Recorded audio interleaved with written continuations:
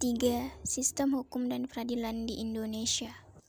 Sistem hukum di Indonesia. 1. Makna dan karakteristik hukum. Hukum itu merupakan aturan, tata tertib, dan kaidah hidup. Karakteristik dari hukum adalah adanya perintah dan larangan.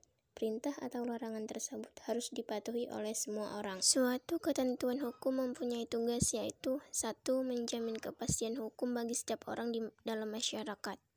2. Menjamin ketertiban, ketentaman, kedamaian, keadilan, kemakmuran, kebahagiaan, dan kebenaran. 3. Menjaga jangan sampai terjadi perbuatan main hakim sendiri dalam pergaulan masyarakat. Penggolongan hukum. Berdasarkan sumbernya, yaitu hukum undang-undang, hukum kebiasaan, hukum traktat, dan hukum yurisprudensi. B. Berdasarkan tempat berlakunya, yaitu hukum nasional, hukum internasional, hukum asing, dan hukum gereja. C. Berdasarkan bentuknya, yaitu hukum tertulis dan hukum tidak tertulis. D. Berdasarkan waktu berlakunya. 1. Hukum positif dan hukum negatif. E. Berdasarkan cara mempertahankannya, yaitu hukum material dan hukum formal. F. Berdasarkan sifatnya, yaitu hukum yang memaksa dan hukum yang mengatur. G. Berdasarkan wujudnya, yaitu hukum objektif dan hukum subjektif. H. Berdasarkan isinya, yaitu hukum publik dan hukum privat atau sipil. 3. Tujuan hukum. Tujuan ditetapkannya hukum bagi suatu negara adalah untuk menegakkan kebenaran dan keadilan, mencegah tindakan yang sewenang-wenang, melindungi hak asasi manusia, serta menciptakan suasana yang tertib, tentram, aman, dan damai. 4. Tata hukum Indonesia. Tata hukum merupakan hukum positif atau hukum yang berlaku di suatu negara pada saat sekarang.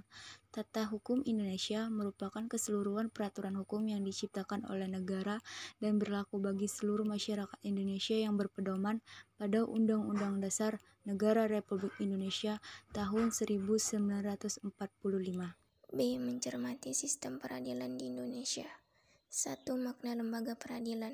Lembaga peradilan nasional sama artinya dengan pengadilan negara, yaitu lembaga yang dibentuk oleh negara sebagai bagian dari otoritas negara di bidang kekuasaan kehakiman dengan sumber hukum-hukumnya, peraturan perundang-undangan yang berlaku di dalam negara.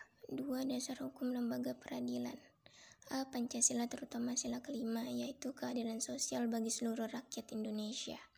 B. Undang-Undang Dasar Negara Republik Indonesia tahun 1945, Bab 9 Pasal 24 Ayat 2 dan 3. C. Undang-Undang RI Nomor 3 Tahun 1997 tentang Pengadilan Anak. D. Undang-Undang RI Nomor 31 Tahun 1997 tentang Peradilan Militer. E. Undang-Undang RI Nomor 26 Tahun 2000 tentang Pengadilan HAM. Klasifikasi lembaga peradilan.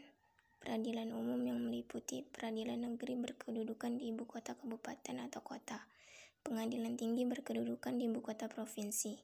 Mahkamah Agung berkedudukan di ibu kota negara. 2. Peradilan khusus yang meliputi pengadilan agama, pengadilan tinggi agama, peradilan syariah Islam. 3. Peradilan militer terdiri dari pengadilan militer, pengadilan militer tinggi, dan pengadilan militer utama. 4. Perangkat lembaga peradilan. A. Peradilan umum. Kekuasaan kehakiman di lingkungan peradilan umum dilaksanakan oleh pengadilan negeri, pengadilan tinggi, dan pengadilan Mahkamah Agung. B. Peradilan agama. Kekuasaan kehakiman pada peradilan agama berpusat pada Mahkamah Agung. C. Peradilan militer. Meliputi pengadilan militer, pengadilan militer tinggi, pengadilan militer utama, dan pengadilan militer pertempuran. D. Peradilan tata usaha negara. Meliputi pengadilan tata usaha negara dan pengadilan tinggi tata usaha negara. E. Mahkamah Konstitusi. Merupakan suatu lembaga keadilan yang memegang kekuasaan yudikatif dan mempunyai wewenang berdasarkan UUD 1945. C. Menampilkan sikap yang sesuai dengan hukum. 1. Perilaku yang sesuai dengan hukum. A. Memahami dan menggunakan peraturan perundang-undangan yang berlaku. B. Mempertahankan tertib hukum yang ada. Dan C. Menegakkan kepastian hukum. Adapun ciri-ciri orang yang berperilaku sesuai dengan hukum yang berlaku dapat dilihat dari perilaku yang diperbuatnya seperti A. Disenangi oleh masyarakat pada umumnya. B. Tidak menimbulkan kerugian bagi diri sendiri dan orang lain. C. tidak menyinggung perasaan orang lain. B. Menciptakan keselarasan. E. Mencerminkan sikap sadar hukum. Dan F. Mencerminkan kepatuhan terhadap hukum. 2. Perilaku yang bertentangan dengan hukum beserta sanksinya. A. Macam-macam perilaku yang bertentangan dengan hukum. Ketidakpatuhan terhadap hukum dapat disebabkan oleh dua hal, yaitu 1. Pelanggaran hukum. Si pelanggar sudah dianggap sebagai kebiasaan bahkan kebutuhan. 2. Hukum yang berlaku sudah tidak sesuai dengan tuntunan kehidupan. B. Macam-macam sanksi. Sanksi terhadap pelanggaran itu amat banyak ragamnya. Misalnya sanksi hukum, sanksi sosial, dan sanksi psikologi. Sifat dan jenis sanksi dari setiap norma atau hukum berbeda satu sama lain.